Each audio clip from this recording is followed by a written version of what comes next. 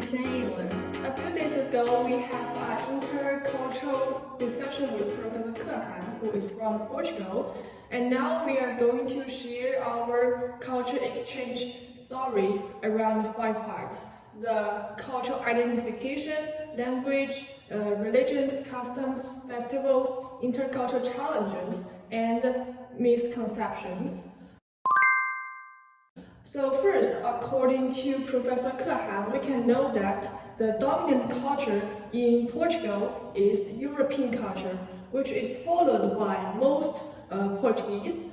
As for the bounded culture, take the northern Portugal, for example, where people adhere to ancient and unique cultural traditions like Braga and the Braganza cultures. In our country, we have 56 ethnic groups. Han is the center of power and it sets the social norms. So Han culture has become our country's dominant culture. And there are also many minority ethnic groups which have their own unique bonded cultures. Yeah, and the minority ethnic group in China we are most familiarized is the Huizu, and their habits is not eat pork. Yes, and Professor Kehan also mentioned his nationality identification. He believes that most European people, including Portuguese, are very proud of their own nationality. I think it's same with Chinese people because especially as China is becoming stronger and stronger, many young people has great sense of national pride. In terms of language, obviously, Portuguese is the main language in Portugal, and Mr. Kehan also mentioned some nonverbal communication methods like kissing between men and women, shaking hands between men and men, and I think this is similar to Chinese people. Kehan agrees that the language can change Portuguese perception of the word. Like many Portuguese will believe that others from other parts of the world come to their country and they should be able to speak Portuguese. I think it's very interesting because I think many people will subconsciously believe that. But it's also ridiculous that how others know your language without any learning. Yeah, and I think every country is working to develop their national language in order to increase their international influence. Now let's talk about the third part. Portugal has its own unique customs during the New Year. Women will bring children and dress in black to knock on doors one by one and give gifts and wishes to them. In our country, we have our own unique customs during the New Year, like making dumplings, giving red packages, and so on. And the main religion in Portugal is Catholicism, but there are also a few other religions like Islam. Buddhism is almost non-existent in Portugal. Religion has less influence on people's daily life, especially for young people. I think this is very different from China because there are many Buddhist temples in almost every city, and the Chinese people go to temples very frequently. Religion in China has less special age distinction. Many young people is influenced by religion deeply. Yeah, and I'm a Buddhist, and on the first and 15 days of the month, my family will go to the Buddhist hall to pray for the life. So that's the religion culture of China. So now let's talk about the festival. So through the interview, we know that in Portugal there are so many festivals, and the two important are the Carnival and the Feast of the Assumption.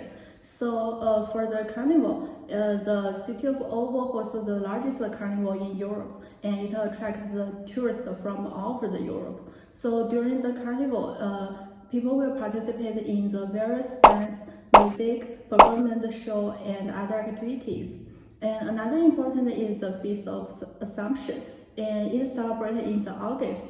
So during this festival, the city will decorate into an Asian style, and the people can feel the atmosphere from 500 years ago. So during the festival, people will play the king and the queen, and the city will operate a series of events and performance lasted for the 7 days.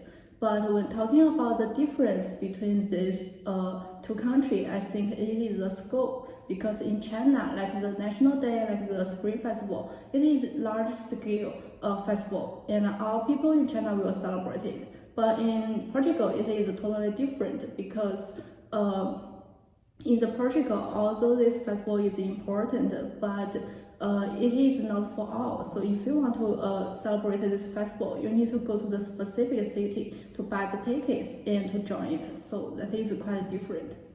Yes, it sounds like in Portugal, the festival has become the unique tourism advertisement for each city. Now let's talk about the intercultural challenge. And through the interview, we know that the cross-cultural communication in Portugal has both positive and negative effect. So the positive effect is that is the growth of the country's economy because the foreigner will bring the wealth and the investment to the Portugal. But the negative effect is some locals will feel ignored or dissatisfied because they feel their quality of life is not improving, but the foreign workforce is increasing. So also we talk about the issue of refugee because it is a common phenomenon in China and we rarely accept any refugee from other countries. But in Portugal, they accept and their government will provide the identity and job for the refugees. So that is very surprising for us. And finally, we talk about the cross-cultural marriage because it is also uncommon in China. In China, our parents will involve our life, so most of the family will not accept the cross-border marriage. Even in some areas, such as Wenzhou, they not accept the cross-regional marriage. So that is quite different.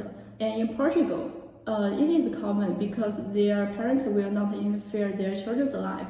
So that's the intercultural challenge in the two countries. Yes, I agree with you, but at the same time, I think China is becoming more and more open, so I think this development trend is very good. So now let's talk about the misunderstanding. And when talking about the misunderstanding of Chinese culture, the first thing Ke Han mentioned was that before he came to China, he think Chinese eat everything, and even cats and dogs. And that shocked us because we never imagined the impression of China was like that. But when he come to China, he think it is totally different.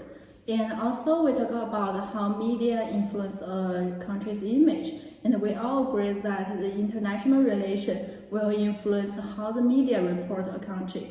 And finally, I think Portugal is very different with my initial impression because before I think Portugal is a very passionate, very open country, like the Brazil, like the Africa. But and I can only remember the Portugal's football because of the Cristiano Ronaldo. But after the interview, I think the Portugal is totally different because it is a very tolerant country and their spirit is worth to learning and their social atmosphere is peaceful, livable, and their city is suitable for the elder to live.